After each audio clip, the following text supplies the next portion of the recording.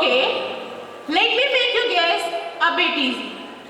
That personality is present among us. Yes, the personality about whom I'm going to speak right now is our respected principal, Reverend Father C.B. Joseph, who is completing his 25th silver years. So today we are celebrating silver jubilee of his priesthood. But do we know him completely? Do we know him? The answer would be no. We do not. So come with me on a journey of his life. Reverend Father C.B. Joseph, the principal of St. Joseph's School, Khorabad, also the Vicar General of the Gorakhpur Diocese, born in a village of Kerala in the year 1970 on 25th of June. But it was not also the birth of Father Reverend. It was also the birth of his guidance for us along with him. At the age of 15, he joined the minor seminary. It was the second step of our father in his life. One is great, two is fun, so why not third as another one? Yes, it was a third step when our Reverend Father C.B. Joseph was ordained as a priest. And then, in the year 1997, when the school got established, he became the vice principal. And in the same year, in the month of July, he became the vice principal of Little Flower School, Dharampur. But as time is the wisest counselor of all, he became the principal of Little Flower School, Dharampur in 2002. And yes, it was the most beautiful day when Reverend Father C.B. Joseph became the principal of St. Joseph's School, Khorabad in 2010. Today, if we are standing in this modern institute with such modern facilities, then its credit goes to our respected principal, Reverend Father C.B. Joseph. And under his guidance, our school has progressed in such a way that in 1 year, 100% students were passed in class 10 and 12. 13 students qualified NDA written examinations. 15 students qualified JEE mains. Yes, it was a milestone of success in this Josephite family. Do you know what our respected principal used to say? He says, education cannot be limited to training of mind, but also it should target in psychological and spiritual development. And during our tenure, we have clearly seen how hard he has worked to put his words into action. At last, I'd like to end up by wishing you all the happiness that the years ahead can hold. May the silver keep on glowing until it turns to gold. And now, on behalf of all the Josephite family, I would like to request our respected principal, Reverend Father C.B. Joseph, our respected vice principal, Father Lizo, and their sisters to please come on the stage. Father, please.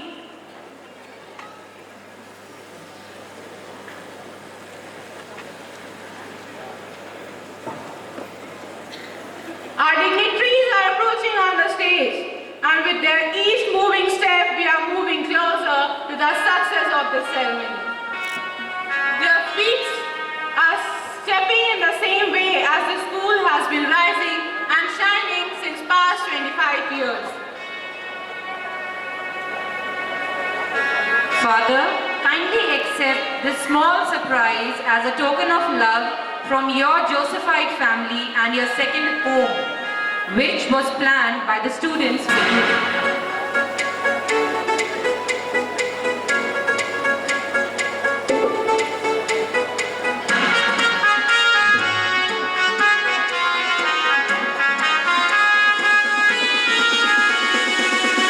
Congratulations and celebrations.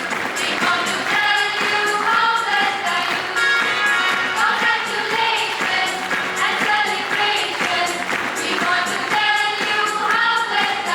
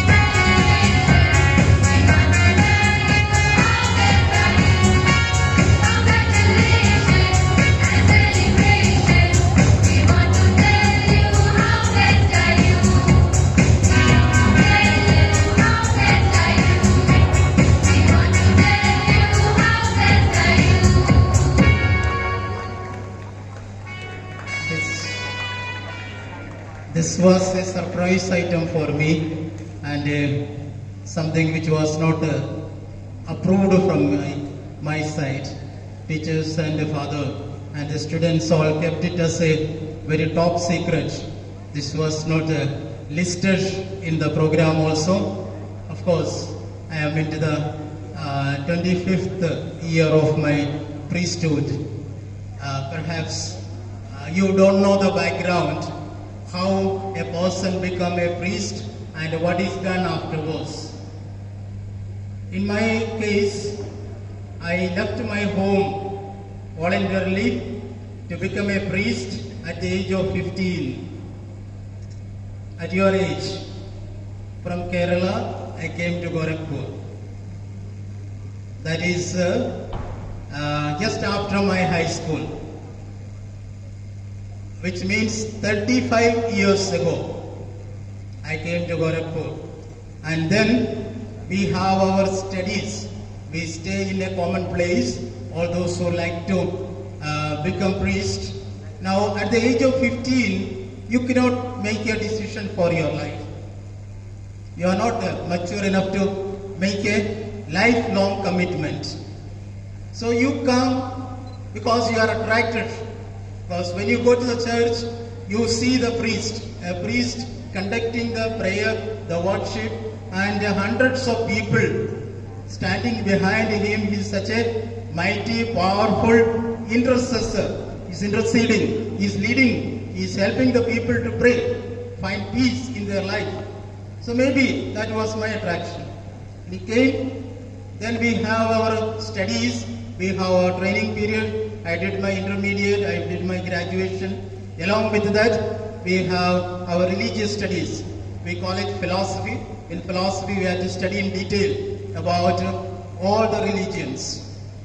I stayed in Benares and studied philosophy 3 years, then did my graduation. Then we have 4 years of exclusively our studies about the Christianity, the Bible, the rituals and other things. So by the time, it is almost 12 years of your life.